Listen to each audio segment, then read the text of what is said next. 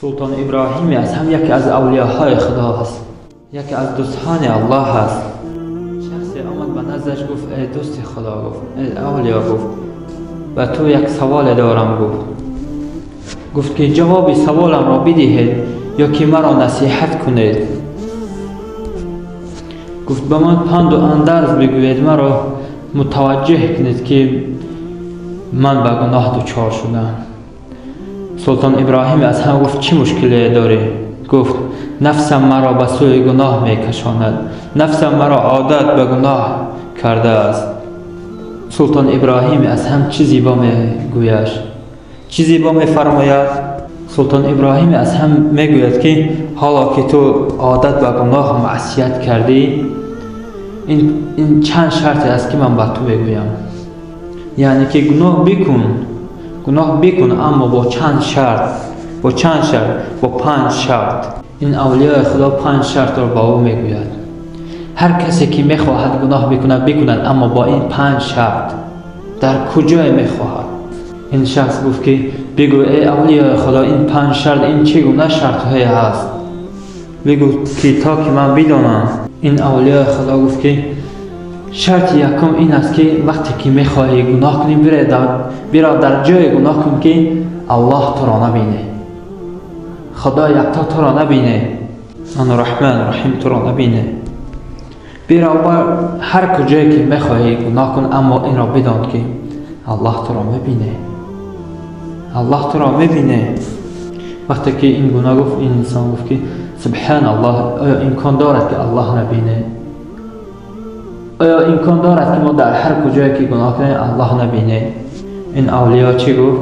گفت که وقتی که امکان نداره، وقتی که هر یک گناهی که میکنی از پدر خود میشرمی، از برادر و خواهر اولاد خود میشرمی، چگونه امکان دارد که تو با گناه میکنی؟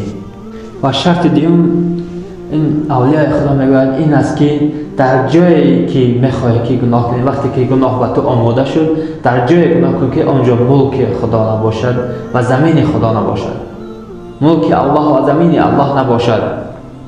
این شخص چی میگوید؟ آیا این گناه وجود داره؟ این شخص گفت سبحان الله، گفت هر کجایی برم که مال خدا است، کوه‌ها، دریاها، چه چیزهایی که ما ببینیم آنها همه از الله است، همه مال الله است.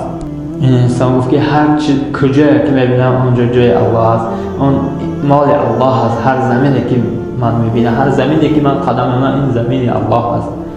این شیخ گفت که پس چگونه تو گناه میکنی؟ وقتی این را میدونی پس چگونه تو به گناه دست به کار میشوی، آماده میشوی؟ شرط سوم اولیاء خدا میگوید که این است که وقتی که میخواهی که گناه کنی از روزه خداوند نخور، از آن چیزایی که الله به تو نصیب گردانده است نخور، از آن چیزا، از میوه خوراک و از آن آب و غذایی که نوشیدنی که چیزی که الله به تو داده است نخور وقتی که میخواهی گناه میکنی. این شخص گفت سبحان الله، گفت هرچی که من میخورم و مینوشم همه این از جانب الله است، همه این را الله میدهد. این شیخ گفت پس چگونه تو به گناه میکنی؟ شرط چهارم را این شیخ چی گفت؟ هر وقتی که میخواهی گناه کنی این را فراموش نکن، این را در بیار که وقتی که فرشتگان عذاب تو را کشان به طرف جهنم میبرند، وقتی که تو را میگیرن و سوی جهنم میکشانند، خود را از چنگال فرشتگان نجات میده. وقتی که میخواهی به گناه دچار شوی، فکر فردا را کن، فکر روز قیامت را کن. این انسان گفت که سبحان الله، گفت من آیا طاقت قوت قدرت فرشتگان را دارم؟ شیخ گفت وقتی که قوت قدرت فرشتگان را نداری چرا گناه میکنی؟ و شرط پنجمش این است که وقتی که نامه اعمال تو را بر دست تو دادن و برای تو گفتن که تو این گناه و معصیت را کردی، تو انکار کن و آنجا انکار بکن و بگو که من نکردم.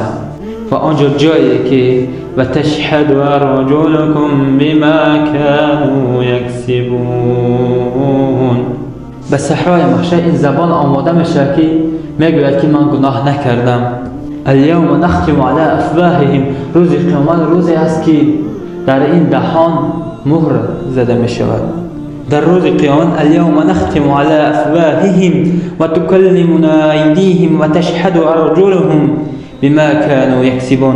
آیا این دست به تو شهادت نمی دهد که تو آیا این کار را نکردی؟